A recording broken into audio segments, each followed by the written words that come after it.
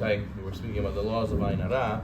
So today we'll speak about maybe some solutions, some advice, or some Segulot against Ayin Hara. So first of all, the Gemara Masechet Brachot says that Rabbi Yochanan used to sit by the where the ladies' mikveh used to be. That way they should see him right away when they come out of the mikveh. The Gemara asks, the rabbi's asking the Gemara, aren't you scared of Ayin Hara? The people are going to see you and how handsome you look and how holy you look, and they're going to see you right when they come out of the mikveh. It's a nice thing, but what about Ayin Hara? So he said that the Gemara first says that he used to say, he says, I will say that I am from the tribe of Yosef, and on Yosef, Ayin Hara does not work.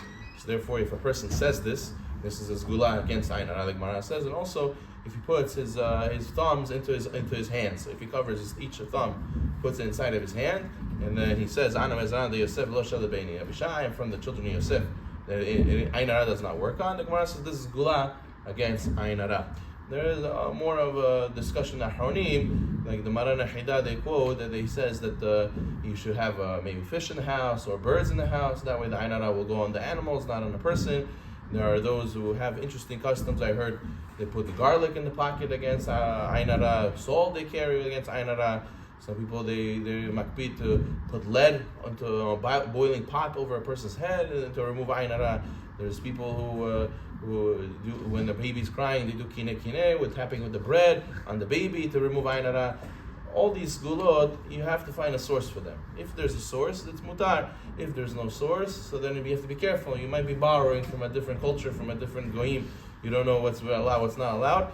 As long as there's a source, like I told you, the Gemara Brachot says these sources for the thumb and to what to say, to block Ayin Hara. If you found it in the writings of the sages, to put the garlic, to put the salt, okay, good.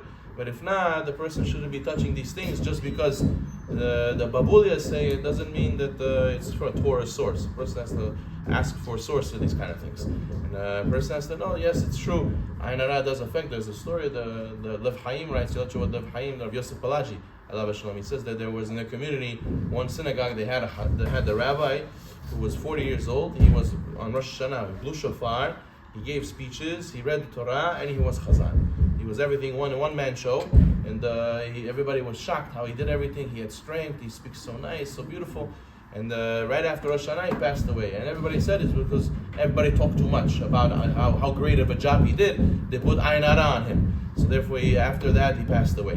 But the Gemara says explicitly the reason why on Luchot Abrit, why the first tablets were broken was because of the Ayin Hara. Because it was given with a huge thunder, a huge lightning, it was on a spectacle everybody saw. So therefore, that's why the Ayin Hara went on them, and that's why the first Luchot was broken, the Gemara says. So you see, even involved in a mitzvah, Ayin Hara can go over there as well. So first, has to be careful that he should check himself, we should all do teshuvah, and we should not do things in order to get people's attention. We should always stay under the radar. Baruch Hu Amen.